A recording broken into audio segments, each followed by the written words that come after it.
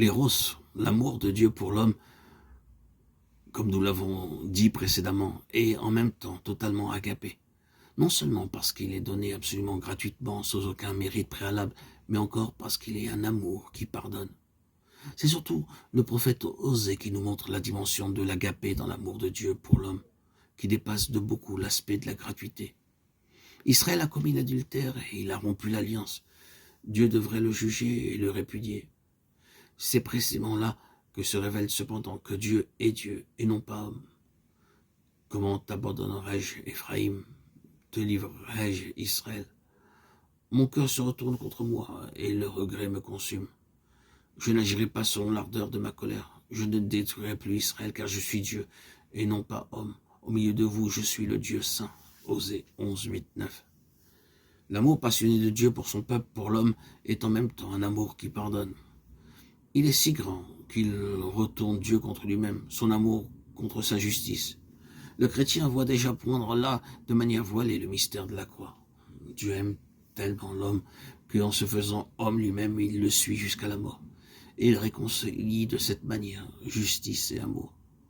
L'aspect philosophique, historique et religieux qu'il convient de relever dans cette vision de la Bible réside dans le fait que, d'une part, nous nous trouvons devant une image strictement métaphysique de Dieu.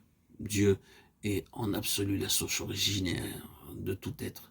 Mais ce principe créateur de toute chose, le Logos, la raison primordiale, est d'autre part quelqu'un qui aime avec toute la passion d'un véritable amour.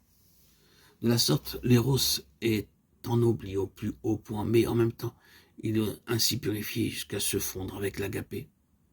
À partir de là, nous pouvons ainsi comprendre que le Cantique des Cantiques reçu dans le canon de la Sainte Écriture a été très vite interprété comme des chants d'amour décrivant en définitive la relation de Dieu avec l'homme et de l'homme avec Dieu. Ani Ledodi, Vedodi, je suis mon bien-aimé est à moi. De cette manière, le Cantique des Cantiques est devenu, dans la littérature chrétienne comme dans la littérature juive, une source de connaissances et d'expériences mystiques dans laquelle s'exprime l'essence de la foi biblique. Oui, il existe une unification de l'homme avec Dieu. Tel est le rêve originaire de l'homme.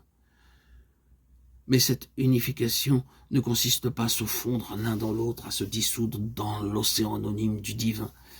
Elle est une unité qui crée l'amour, dans lequel les deux, Dieu et l'homme, restent eux-mêmes et pourtant deviennent totalement un. Celui qui s'unit au Seigneur n'est avec lui qu'un seul esprit, dit saint Paul, 1 Corinthiens 6, 17.